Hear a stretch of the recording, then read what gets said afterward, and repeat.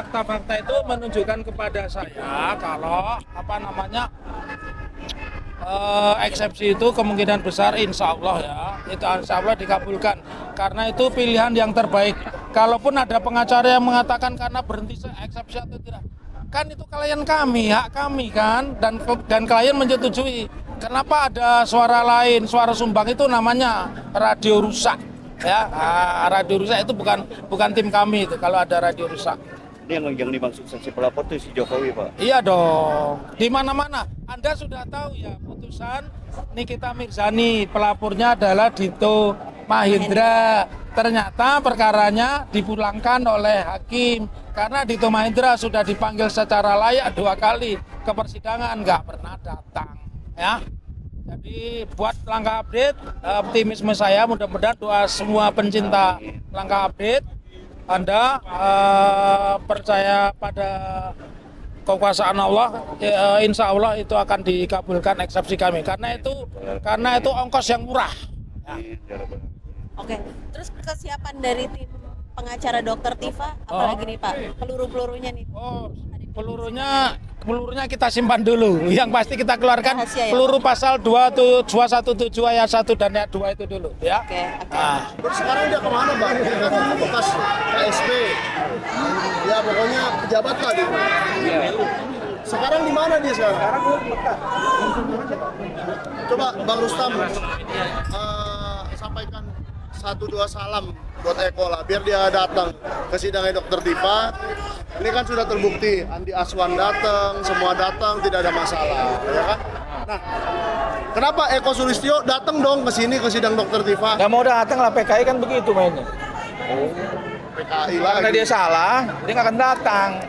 Ya. Kalau dia bener, dia pasti datang. Kalau benar kenapa takut datang ya? Iya, artinya dia tuh mendukung saya gitu loh. Kalau dia bener, karena dia itu kan sama abang saya kan berteman baik sama Nuku Sulaiman almarhum. Betul. Dan abang saya itu saat itu juga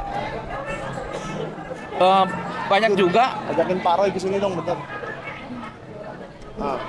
Pokoknya artinya Eko tuh kenal lah dengan keluarga saya, dengan kawan-kawan abang saya, dengan Bijar, dengan Prodem gitu. Jadi saya menyebut Eko, ya Eko itu PKI lah yang buat ijazah itu di Pasar Pramuka udah gitu aja. Oke, Pasar Pramuka ya. Iya. Jadi persidangan ini menurut saya Ngomong-ngomong Pasar Pramuka,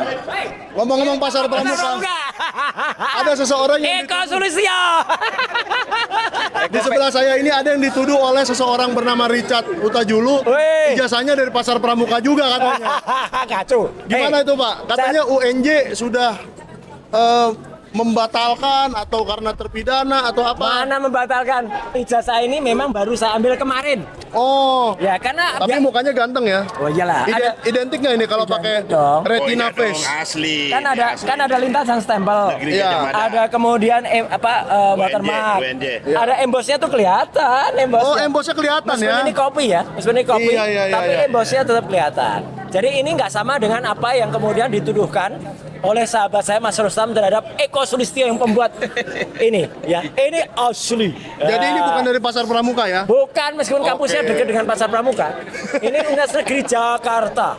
Memang ini saya baru ambil kemarin. Kenapa kemarin? Banyak orang yang lulus itu, Mike. Kadang-kadang nanti ijazah. Ya kan? Bahkan wisuda aja kadang-kadang nggak ikut ya. Biasa betul. orang nggak ikut wisuda biasa. Terus saya dituduh nggak ikut wisuda. Mungkin matanya perlu diperiksa. Ya. Nih. Oh iya, ada foto-foto wanita cantik tuh di sebelah Pak Roy. Ada dong yang namanya wisuda. Itu kan kita kadang-kadang fotonya bareng-bareng gini. Ya mah nggak kelihatan kalau bareng-bareng mana nih. Nah ini. Ini kan Foto bareng-bareng. ini waktu. Nah ini kan foto bareng-bareng. Nggak kelihatan fotonya di sini. Tapi kalau dideketin, di zoom. Oh ada nih. Ada. Jadi ini saat saya wisuda. Berani nggak Pak ini dipakai retina face di compare dengan muka Bapak? Pakai retina face, pakai nose face, pakai ear face sama. Nih, ini ketika wisuda waktu itu ya, ada semua. Oh iya, ada wanita-wanita cantik di sebelah Pak Roy ya. Foto ya.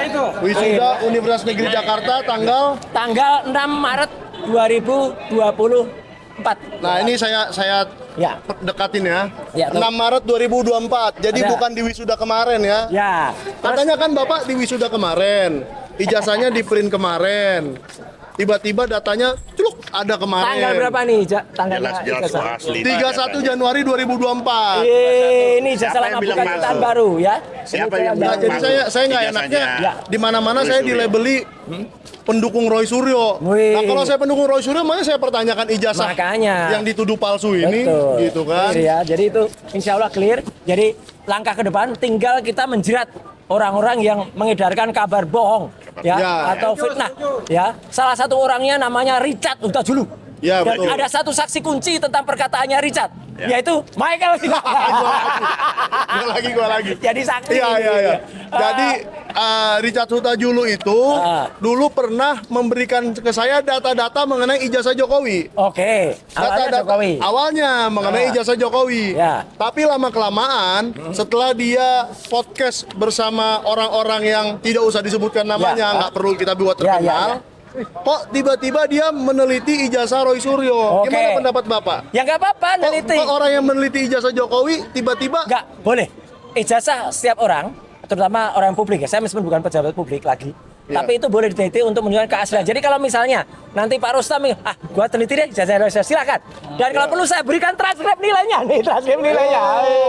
Ini nanti akan kita bahas di Sentana ya. Iya, IPK-nya di bawah 2 nggak, Pak? 3,86. Predikatnya sangat memuaskan. Sangat memuaskan. Kalau di bawah 2 lulus nggak, Pak? Nggak lulus lah. Ini asli ya. Ini transkrip ya. Nanti detailnya akan kita bahas di Sentana dan Oh, Sentana siap. official.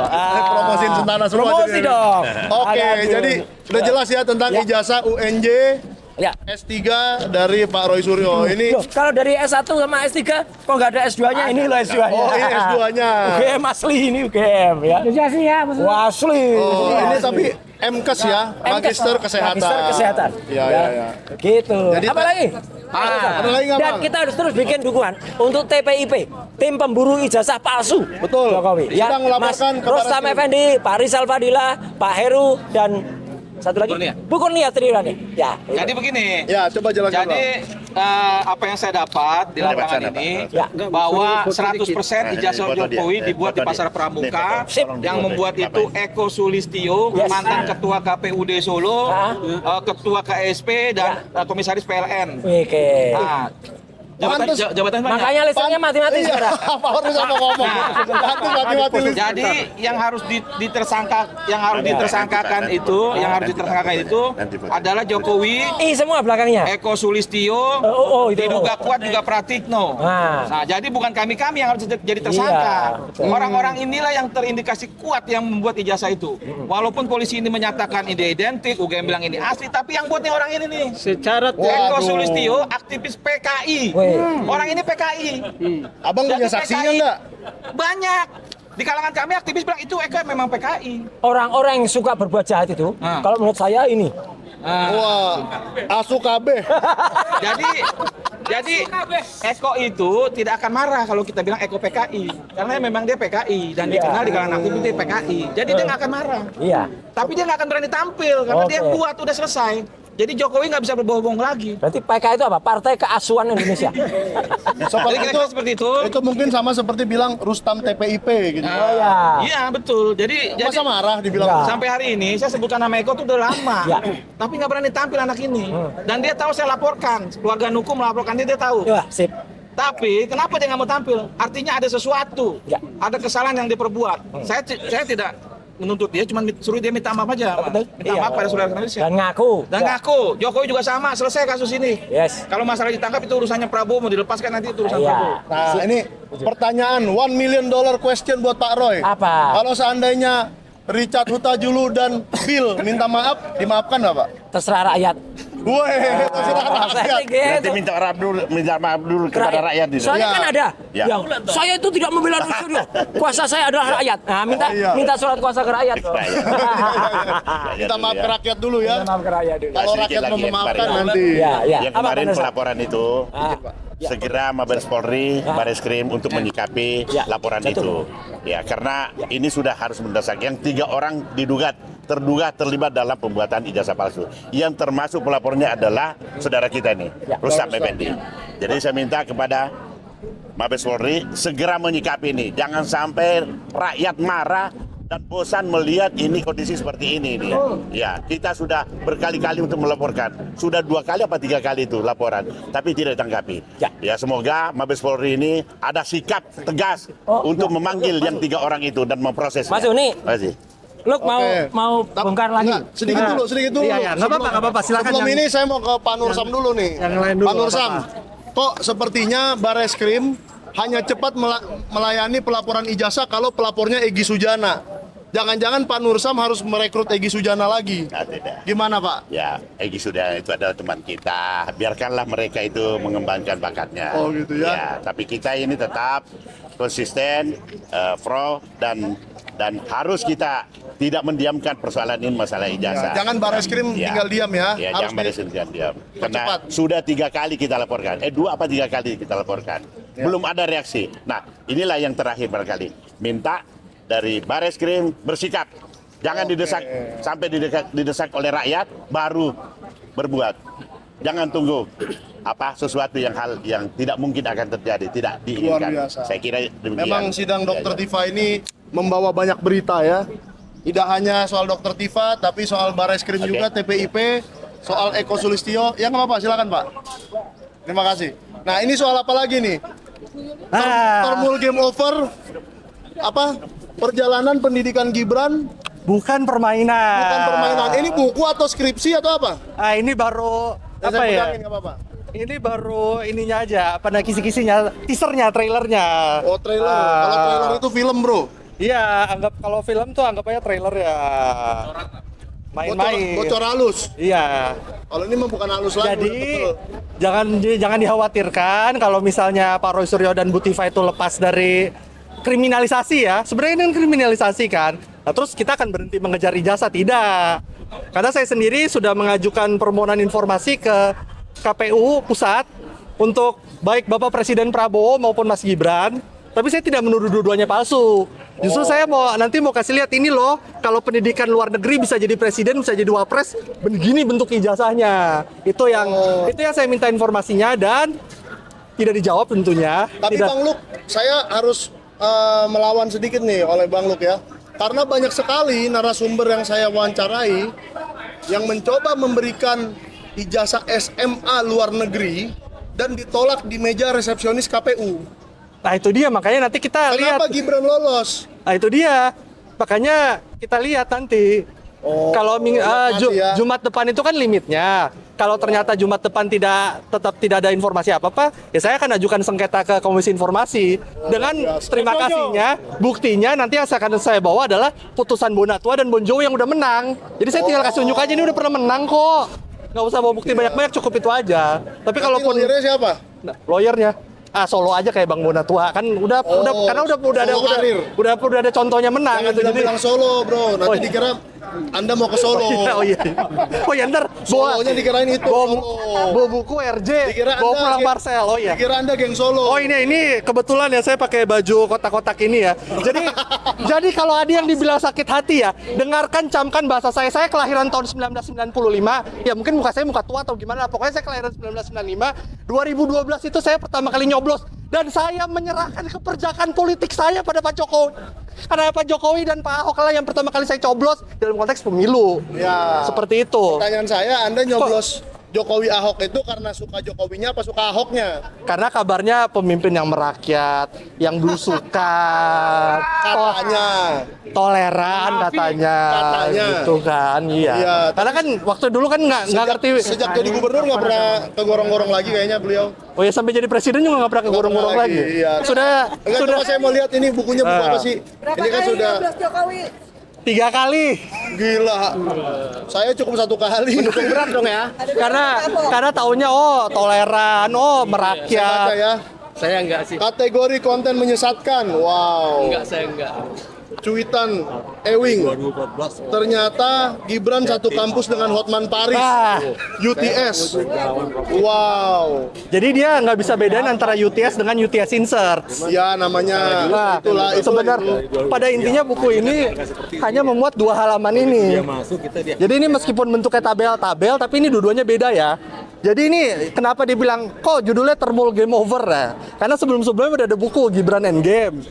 dari ya itulah, nggak usah disebut namanya. Dan ada lagi Gibran let the game begin.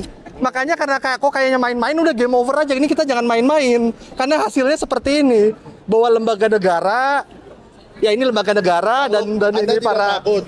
Judul Anda ini kan Termul ini sudah menjadi nama organisasi saya lihat. oh ya kan Ada yang membuat organisasi dengan nama Termul. mereka senang dengan Jadi kalau nama. Anda buat judul Termul Game Over, nanti ada yang tidak terima dengan judul ini. Ya nggak apa-apa kan gamenya over, tapi yang lain-lain masih bisa mulai kan. Gamenya aja over. Serius, game over, serius begin, nah Ya. kan mulai serius. Bukan. Gitu. Kadang-kadang kalau game over ditanya continue. Oh iya. Ya kan? Continue lagi. Oke lah, Bang.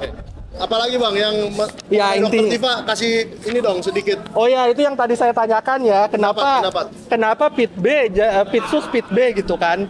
Karena sebelum-sebelumnya di pemberitaan itu kan sudah dikatakan bahwa sidangnya Mas Roy dan Dr. Tifa tuh udah diregistrasi dengan nomor 300/Pitsus 301 Dr. Tifa/Pitsus. Pas tadi saya datang sidang, saya dengar pembukaan dan ini kok jadi 301 Pit B. Itu kan pidana biasa sama pidana khusus beda gitu loh. Dan juga jaksanya tadi pun juga mengatakan permintaannya Pitsus juga. Jadi sebenarnya ini Pitsus Pit B atau Pit P, pidana palsu. Itu dia. Kebingungan Abang ini apakah terkait dengan mundurnya Jampitsus?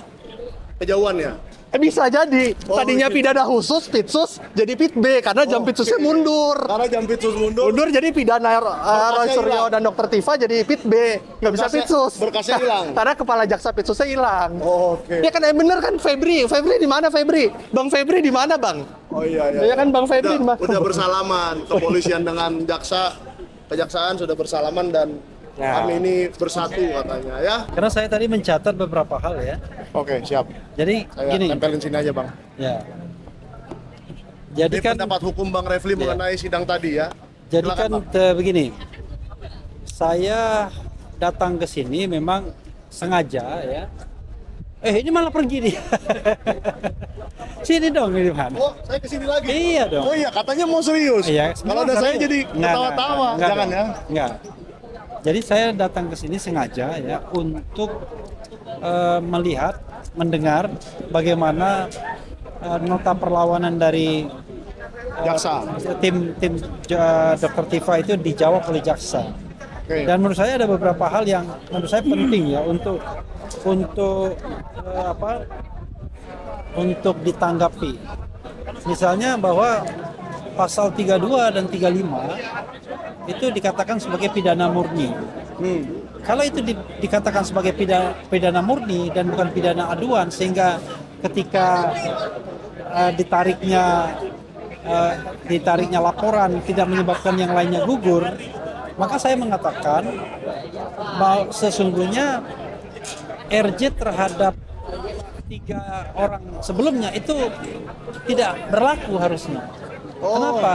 Karena dia kan mengutip KUHP yang baru, Undang-Undang 20 tahun 2025. Kalau dia mengutip KUHP yang baru, maka di atas 5 tahun itu tidak boleh RJ. Jadi yang di RJ kan hanyalah pasal-pasal yang ancaman hukumnya di bawah 5 tahun. Berarti pencemaran, Iya, fitnah, dan menyebarkan dia media. sendiri mengatakan negara tidak kehilangan hak untuk menuntut. Jadi harusnya berlaku asas equality before the law. Jadi kalau misalnya RJ dilakukan oleh Jokowi itu hanya terbatas pada pasal-pasal pencemaran dan fitnah saja, pencemaran nama baik dan fitnah yang ancaman hukumnya di bawah 5 tahun. Tapi untuk pasal 32, pasal 35, pasal misalnya 28A, pasal 160 misalnya KUHP yang lama, itu tidak bisa dilakukan RJ, tapi 160 KUHP lama menjadi di bawah 5 tahun. Tapi paling tidak yang ingin saya katakan, pasal 32 dan 35 itu tidak bisa di RJ-kan. Nah pertanyaannya adalah siapa yang juga disangka dengan pasal 32 dan 35 321? Yang jelas Rismon Sianipar. Ya, salah satunya ya. Saya melihat ini kan dari sudut ilmu ya. Sehingga sebenarnya tidak sah RJ-nya. Nah, ini saya juga lihat ya. RJ di sini yang ditawarkan itu hanya untuk pasal 433 dan 434 aja. Berarti Rismon Sianipar ini terjebak lagi dong. Enggak. Dengan Jangan dulu. Jangan perkataan jaksa tadi. Bukan dia yang terjebak. Saya hanya ingin melihat bahwa kalau standing jaksa dipakai, maka RJ hanya berlaku untuk pasal fitnah dan pencemaran nama baik. Oke. Sementara untuk pasal 32 ayat 1 dan pasal 35 RJ tidak berlaku. Tadi kan dikatakan negara tidak kehilangan hak untuk melakukan tuntutan. Ya. Nah, satu ya, itu yang saya catat. Itu Poin pertama. ya. Poin kedua adalah menurut saya ketika dia mengatakan perbuatan berlanjut karena konten-konten yang dipermasalahkan tetap dibiarkan hidup dan bisa diakses orang. Menurut saya ini agak dilematis jadinya. Kenapa? Kalau misalnya Dr. Tifa menutup akses itu atau mengatakanlah menghapus konten itu misalnya, Ya. maka yang terjadi dia akan dikatakan menghilangkan barang bukti. Oh. Kan aneh. Lagi pula masih menjadi bahaya juga ya. masih menjadi pertanyaan apakah konten-konten itu betul-betul konten yang bisa dikaitkan dengan delik pencemaran nama baik dan penghinaan, apalagi delik 32 ayat 1 dan Ya. pasal dan delik 35. Manipulasi dokumen. Ya, nah itu juga menjadi persoalan. Sehingga menurut saya ada ambiguitas ya dalam jaksa melakukan menjawab terhadap nota pembelaan. Jawaban ini ya. Dia terkesan mengambil bagian yang enaknya saja untuk memperluas masalah ini agar kemudian baik Dr. Tifa maupun Mas Roy itu tetap bisa dikenakan dengan pasal-pasal yang ancaman hukumnya 12 tahun penjara. Apalagi kalau itu terkait cuma perkataan. Bagaimana mungkin manipulasi dokumen, kemudian kemudian edit dokumen hanya melalui perkataan? Oh ya nggak bisa dong. Nggak Harus bisa. melalui teknik IT. Iya, itu pun harus ada langkah-langkah untuk mengambil alih dokumen tersebut dan lain sebagainya. Betul. Lalu satu lagi soal integriti dokumen. Kan dia bilang soal integritas dokumen. Bagaimana mungkin jaksa mengatakan integriti dokumen? Dokumen itu sendiri tidak berubah. Kan integriti dokumen itu artinya dokumen itu dilindungi agar jangan dirusak orang lain dan lain sebagainya. Betul. Nah, dokumen itu masih bisa diakses dan tidak rusak. Lalu apa yang mau dipermasalahkan? Terlepas apakah dokumen itu milik Dian Sandi atau dokumen itu milik Jokowi, tapi yang jelas dokumen itu tidak rusak. Sehingga mengenakan pasal 32 dan 35 itu nggak masuk akal. Ya. Gitu loh. Sama seperti kita misalnya. Tapi tadi Bang kayaknya lebih banyak pasal 32 35 aja yang dibahas ya. Iya, Oleh para jaksa ini. saya khawatir ya ada sebuah skenario untuk menarik laporan misalnya. Oh. Nah, cuman karena ini sudah dimasuk dakwaan dan sudah dakwaan, saya kira tidak relevan lagi. Ya. Tapi maksudnya begini. Jangan sampai kemudian, ini analisis ya, Pak Jokowi tidak datang. Oh. Lalu dengan tidak datang tersebut, dia hakim akan bilang karena itu delik aduannya tidak relevan lagi. Oh, jadi itu masih ada jalan seperti itu ya? Ya jangan sampai. Jangan sampai terjadi Iya, ya. iya. Oke. Tapi kemudian kita tagih janjinya. Ketika kemudian nanti dikatakan kalau gitu delik aduan tidak relevan, hakim mengabulkan. Tetapi untuk delik umum masih relevan karena Tetap jalan terus sidangnya. Jaksa tidak kehilangan. Jangan sampai begitu. Jadi nanti permainannya bukan lagi di delik aduan, tapi di delik umum. Berarti ada skenario yang bisa terjadi Ya saya mencium ya. di mana Ya. Pak Jokowi tidak hadir, ijazahnya tidak kelihatan Ya. mungkin, dan sidangnya tetap jalan. Tak jalan, tapi yang Wow. dikenakan pasal 32 dan 35 yang dianggap delik umum dan mengatakan bahwa jaksa penuntut umum negara tidak kehilangan hak untuk menuntut. Kalau begini memang masyarakat harus terus memantau sidang ini ya, Iya. Bang Jadi, Refli ya. Jangan sampai kemudian ada tricky yang kemudian dijalankan oleh pihak Jokowi. Dia tidak datang di sidang, lalu kemudian Dr. Tifa dan kemudian Mas Roy tetap disidangkan dengan mengenakan pasal 32 ayat 1 dan 35. Yang ancaman hukumnya 8-12 tahun penjara. Jadi udah kami udah nggak ada urusan lagi, tapi ini adalah kami alihkan pada negara karena ini bukan delik aduan lagi. Nah, ini yang menurut saya tricky yang harus kita waspadai, jangan sampai terjadi. Makanya saya perlu datang dan melihat dengan cermat jawaban-jawaban jaksa itu.